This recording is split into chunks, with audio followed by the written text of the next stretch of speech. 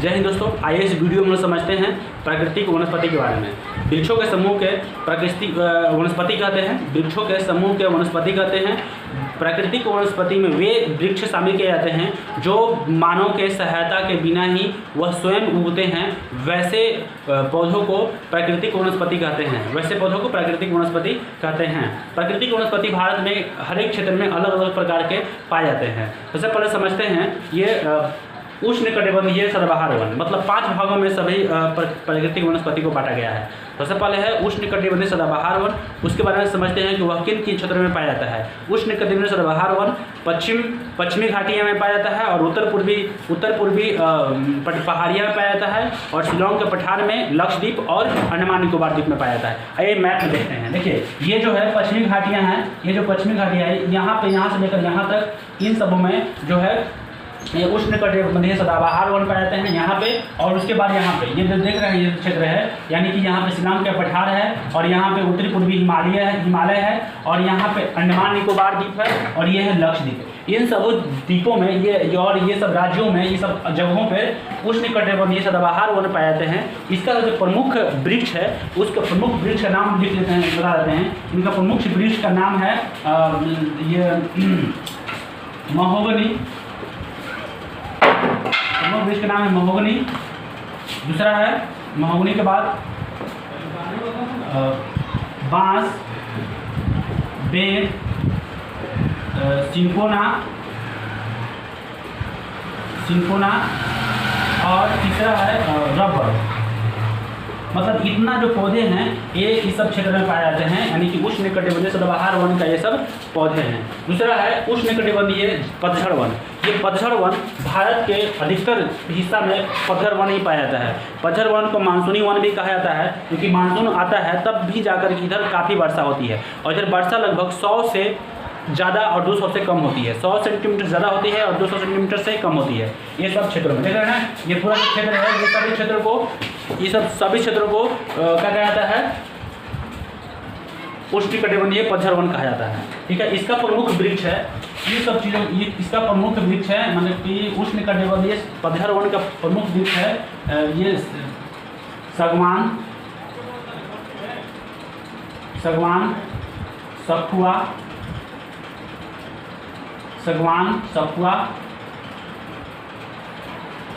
बांस, आम, महुआ, चंदन। ये सब काफ़ी ही महत्वपूर्ण चीज़ें हैं, मतलब आर्थिक रूप से ये काफ़ी महत्वपूर्ण है, क्योंकि ये ही इससे फर्नीचर वगैरह और भी बहुत ज़्यादा जो चीज़ें हैं, रेल का पटिया वगैरह ये सब जो है बनता है और कोच वगैरह बनाया जाता है। मतलब ये सब आर्थिक दृष्टि से बहुत ही महत्वपूर्ण है। और एक और बात, ये जो देख रहे हैं ये मलबार है, इसलिए मसाला के लिए सब फेमस है। सब क्या है, मसाला के लिए फेमस है। पश्चिमी घाटियाँ जो है मसाला के लिए फेमस है और ये सब जो है फर्नीचर के लिए फेमस है। ये सब चीज़ें ठीक है, 2 को देख लिए हम लोग। तीसरा है उष्णकटिबंधीय शुष्क वन। मतलब शुष्क मतलब पानी की जहाँ पे कमी, जहाँ से पानी की कमी होगी दोस्तों, तो वहाँ के जो पौधे होंगे वह ज़्यादा बड़ा नहीं होंगे, छोटे होंगे, बौने होंगे और कटली टाइप को, झड़िया के शुष्क कटीली होगी, वहाँ पे जो झाड़ी होगा उसमें कांटा की मात्रा ज़्यादा होगा। ठीक है, वैसे को उष्णकटिबंधीय शुष्क वन कहा जाता है। ठीक है, जैसे मैं ये जो देख रहे हैं राजस्थान के जो क्षेत्र है, ये जो पूरा क्षेत्र देख रहे हैं, ये पूरा क्षेत्र कैसा है, उष्णकटिबंधीय शुष्क वन है। इधर जो यहाँ पे क्षेत्र है राजस्थान के, गुजरात के कुछ हिस्सा है और ये पंजाब कुछ हिस्सा है और फिर महाराष्ट्र, मध्य प्रदेश के कुछ हिस्सा है। ये सब हिस्सों में जो है उष्णकटिबंधीय शुष्क वन पाया जाता है। अब यहाँ पे इसका वन का प्रमुख वृक्ष है, उसके बारे में समझते हैं। सबसे पहले बबूल है, ये बबूल, नागफनी,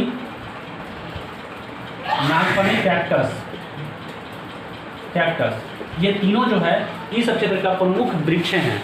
ठीक है, आइए देखते हैं अगला। और ये अगला जो है ये पर्वतीय वन ये मुख्यतः इन सब क्षेत्र में, कश्मीर और ये अरुणाचल प्रदेश के जो हिस्सा है, ये सब या सिक्किम वगैरह ये सब में कौन सा पाया जाता है, तो पर्वतीय वन पाया जाता है। पर्वतीय वन जो है काफ़ी ऊंचा होने की वजह से जो 1500 फीट की ऊंचाई तक जो पौधे रहते हैं उसे पर्णपाती वन कहा जाता है। और जो 1500 मीटर से लेकर के 3500 मीटर तक की जो ऊंचाई होती है वो वैसे पौधे को उसको कोनधारी सदाबहार वन कहा जाता है, क्योंकि वह कोनीय पहाड़ के जो भी पौधे होते हैं ना वो कोनी शंकु टाइप के होते हैं, एकदम ऐसे होते हैं, ऐसे खड़ा होते हैं, शंकु टाइप के होते हैं, है ना, शंकु टाइप के मतलब इस टाइप के होते हैं, ऐसे होते हैं। वहाँ के जो पौधे होते हैं ऐसे होते हैं, मतलब शंकु टाइप के होते हैं, ठीक है, इसीलिए उसे कोनधारी कहा जाता है ना, कोन टाइप के होता है। चलिए ये भी समझ गए होंगे आप कि इस सब क्षेत्र में जो है ये इस सब क्षेत्र का इसका प्रमुख है वृक्ष है देवदारू है, देवदारू है, देवदारू, ठीक ना, इसका प्रमुख वृक्ष क्या है, देवदारू, ठीक है। और उसके बाद देवदारू और चीड़, ये दो प्रकार के दो वृक्ष जो है काफ़ी फेमस है ये पर्वतीय क्षेत्र में, ठीक है। पर्वतीय क्षेत्र में 2 वृक्ष काफ़ी फेमस है, ठीक है। अब उसके बाद देखते हैं ज्वारीय वन या डेल्टा वन भी कहा जाता है। ज्वारीय वन भारत में 3 जगह है और भारत की जो 3 नदियाँ हैं वो 3 नदियाँ ज्वारीय वन बनाती है। पहला जो है नदी गंगा नदी है, फिर कृष्णा है और ब्रह्मपुत्र, कृष्णा और कावेरी है। ये 3 नदियाँ जो है ये डेल्टा वन बनाते हैं या फिर डेल्टा वन बनाते हैं या फिर ज्वारीय वन बनाते हैं। जैसे डेल्टा वन कैसे बनता है, नदियों का जो जल है, नदियों का साफ जल जब समुद्र के जल में मिलता है, समुद्र जल में जाकर के मिलता है तो नदियाँ अपने साथ जो अवशेष लाती है वहाँ पे नदियों के समुद्र के मुहाने पर जाकर छोड़ देती है, जिसके वजह से वहाँ पे एक दलदली क्षेत्र उत्पन्न हो जाता है, जिसके वजह से वह क्षेत्र जो है क्या होता है, वह क्षेत्र ज्वारीय वन कैसे बनता है, गंगा, गोदावरी और कृष्णा नदियों का जो जहाँ मिलान होता है, जहाँ मिलता है अरब सागर में बंगाल की खाड़ी में, वहाँ पे ही ये तीनों ज्वारीय वन का निर्माण होता है, ठीक है। जैसे में ये तो उसका परिभाषा बता दी है। अब देखिए इसका जो वन होता है ये मुख्यतः एक यहाँ पे है, एक यहाँ पे है और एक यहाँ पे, 3 का वो जो है डेल्टा बनता है। और पूरे विश्व में सबसे बड़ा डेल्टा जो है सुंदरवन डेल्टा है, जो यहाँ डेल्टा है ये पूरे विश्व का सबसे बड़ा डेल्टा है, ठीक है। और ये तीनों नदियाँ हैं गंगा, कृष्णा और गोदावरी, ये तीनों नदियाँ डेल्टा बनाती है, ठीक है। चलिए अब आगे देखते हैं इसका डेल्टाई जो वन है इसके प्रमुख जो वृक्ष हैं उसका नाम लिख देते हैं। डेल्टा का प्रमुख वृक्ष देखिए, डेल्टा ये इसके प्रमुख वृक्ष हैं, जैसे मैंग्रोव, इसको मैंग्रोव, दूसरा है सुंदरी, पहला मैंग्रोव दूसरा सुंदरी, मतलब 2 तरह के इसमें वृक्ष, इसका मुख्य वृक्ष 2 है, मैंग्रोव और सुंदरी, ठीक है। इसको तब तक ले स्क्रीनशॉट ले लीजिए, उसके बाद अभी और बताते हैं।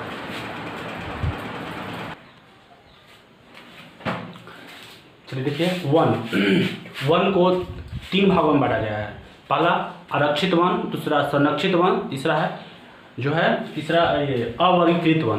तो सबसे पहले समझते हैं आरक्षित वन। आरक्षित वन में ऐसा वन है जो किसी भी प्रकार के लकड़ी या पशु को या मनुष्य को उसके अंदर, इस आरक्षित वन के अंदर जाना निषेध है, मतलब परिवेश जो है निषेध कर दिया गया है, तो मतलब कोई नहीं जाएगा वहाँ से। लकड़ी भी नहीं लेके आ सकते हैं, ना ही कोई मानव जा सकता है, ना कोई जानवर चढ़ने के लिए जा सकता है, एकदम पूरी तरह से बैन है वहाँ पे। तो इस प्रकार के वन को आरक्षित वन कहा जाता है। ये पूरे भारत के जो वन है उसका 53% भाग कौन सा वन है, आरक्षित वन है। ये अच्छा भी है क्योंकि अगर आदमी जाएगा वहाँ पर तो जानवरों को, पेड़ पौधे जरूर काट लेगा, इसी की वजह से एकदम पूरी तरह से निषेध कर दिया गया है, ठीक है। चलिए उसके बाद देखते हैं, दूसरा है संरक्षित वन है।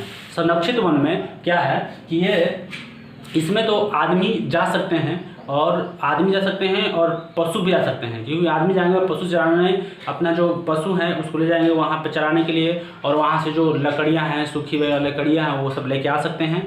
और लेकिन हाँ, इसमें भी शर्त है कि आप बहुत भारी मात्रा में पेड़ को विनाश नहीं कर सकते हैं, मतलब पेड़ को आप तहस नहस नहीं कर सकते हैं, मतलब लाने से कोई पेड़ नहीं गा सकते हैं। जो सूखा जो लकड़ी है उसको आप काट के जरना के तौर पर ला सकते हैं, लेकिन पूरी तरह से नहीं नष्ट कर सकते हैं। ये संरक्षित वनों की जो परसेंटेज है पूरे भारत में, उसका 29% भाग संरक्षित वन है, ठीक है। 29% भाग संरक्षित वन है। अगला है अवर्गीकृत वन। अवर्गीकृत मतलब अनक्लासिफाइड फॉरेस्ट। ये जो है यहाँ पे इक्का दुक्का पेड़ जो है अपना अपना जो पेड़ होता है बहुत दूर दूर पर होता है पेड़। यहाँ पे ये अनक्लासिफाइड अवर्गीकृत वन में यहाँ पे कोई किसी भी तरह से रोक नहीं है। आप पेड़ काट सकते हैं, लकड़ी भी लेके आ सकते हैं, पशु चरा सकते हैं या भी कोई भी काम कर सकते हैं। इस पे सरकार द्वारा कोई रोक नहीं है। ये पूरे भारत में करीब 18% भाग पर ये जो है अवर्गीकृत वन पाए जाते हैं। ठीक है, चलिए ये तो हो गया ये वन की बात। अभी हम लोग जब भारत गुलाम थी उस समय भी अंग्रेजों ने कुछ वन नीति लाए थे। ठीक है, उसके बारे में समझते हैं। सबसे पहले डलहौजी ने 1855 ईस्वी में राष्ट्रीय वन नीति लाया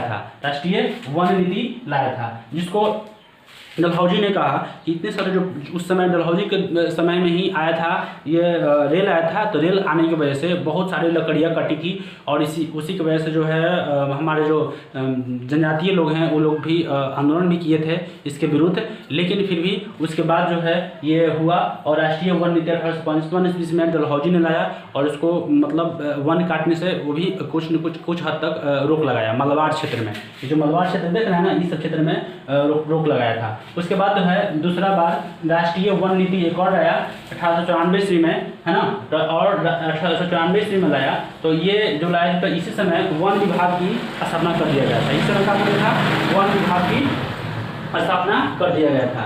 ठीक है,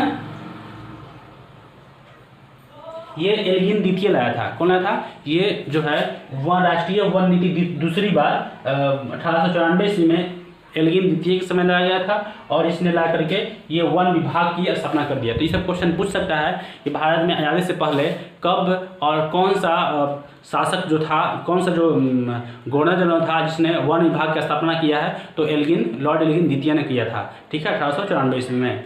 ठीक है, चलिए ये आपको आई होप आपको समझ में आया होगा। यदि समझ में आया है तो इस वीडियो को लाइक करें, शेयर करें और कमेंट करके जरूर बताएं कि आपको ये वीडियो कैसा लगा।